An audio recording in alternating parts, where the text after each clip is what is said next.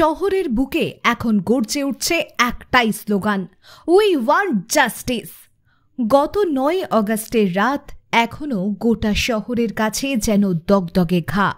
কর্তব্যরত অবস্থায় ওই রাতে ধর্ষণ করে খুন করা হয় আরজিকর মেডিকেল কলেজের এক মহিলা চিকিৎসককে। তারপর পেরিয়ে গেছে অনেকগুলো দিন, কিন্তু এখনও বিচার পায়নি তিলোত্তমা। তিলোত্তমার দোষীদের শাস্তির দাবিতে, সঠিক তদন্তের দাবিতে আজ পথে নেমেছিল উত্তর ২৪ পরগনার বরানগরের একাধিক স্কুলের প্রাক্তন ছাত্রছাত্রীরাও। বনহুগলির বাইন হাসপাতালের সামনে থেকে মিছিল শুরু হয়ে গোপাল লাল ঠাকুর রোড ধরে এগিয়ে যায় সিথির মোড়ের দিকে। এই দিনের জমায়েত ছিল শান্তিপূর্ণ, কিন্তু জমায়েত থেকে ওঠা স্লোগান ছিল দৃঢ় ও উদ্দীপ্ত। ৮ থেকে ৮০, পুরুষ থেকে মহিলা, আপামোর জনগণের একটাই দাবি, তিলোত্তমার বিচার চাই। মিছিল ছাত্রছাত্রীদের ডাকে হলেও স্বতঃস্ফূর্তভাবে সেই মিছিলে যোগ দিতে দেখা গিয়েছে একাধিক এলাকাবাসী ও পথ চলতি মানুষজনকে। তাদেরও দাবি, প্রশাসন কোনোভাবেই দোষীদের যেন আড়াল না করে। অবিলম্বে তদন্তে অগ্রগতি আসুক, শাস্তি হোক প্রকৃত দোষীদের।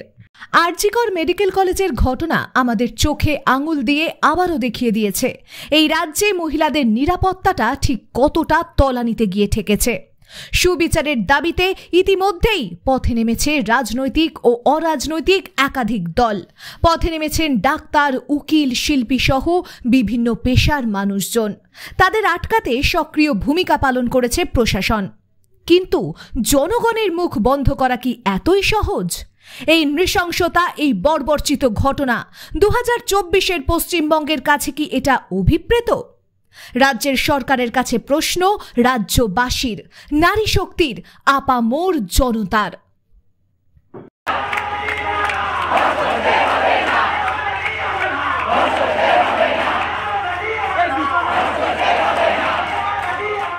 আমরা বিচার চাইছি, যে নির্যাতিতার বিচার চাইছি। আরজিকরে যে ঘটনাটা ঘটেছিল, এটা উচিত ছিল কি ছিল না? আমরা নারীরা কেউ সুরক্ষিত নই। বাসে, ট্রামে, ট্রেনে, যে কোনো ওয়ার্কিং প্লেসে, রাস্তাঘাটে কোথাও আমরা সুরক্ষিত নেই। সেই সুরক্ষাটা চাইছি আমরা। আমাদের বর্তমান প্রজন্ম এবং ভবিষ্যৎ প্রজন্ম যারা রয়েছে তাদের নিরাপদ একটা ব্যবস্থা চাইছি, যাতে নিরাপত্তা তাদের থাকে। আমরা যেটা রাস্তাঘাটে রাত্রিবেলা, এই যে আমরা শুনতে পাচ্ছি যে রাত্রিবেলা মেয়েরা কেন বেরোবে, কেন ডিউটি দেবে, কেন এগুলো চলবে?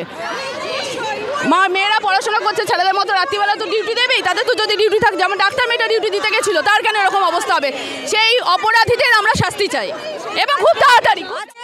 চাপা দেওয়া যায় তাহলে এরা আরো বেশি প্রশ্রয় পেয়ে যাবে, এরা আরো বেশি মেয়েদেরকে ভয় দেখাবে।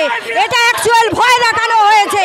ভাবছে বোধহয় এইভাবে আমাদেরকে ভয় দেখিয়ে দমিয়ে রাখবে, কিন্তু এরা পারবে না, পারবে না, দর্শকেরা পারবে না, এই জানোয়াররা পারবে না।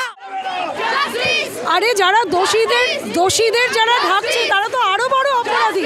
তারা কোথায় আমাদের সুরক্ষা দেবে তা না, তারা দোষীদের ঢাকতে ব্যস্ত। এর ধিক্কার আমরা কোথায় জানাবো? এই জন্যই চাই যারা পারেনি, যে পুলিশ মন্ত্রী, যে স্বাস্থ্যমন্ত্রী, সে নীতিগতভাবে পদত্যাগ করুক। ব্যুরো রিপোর্ট, জি লাইভ নিউজ।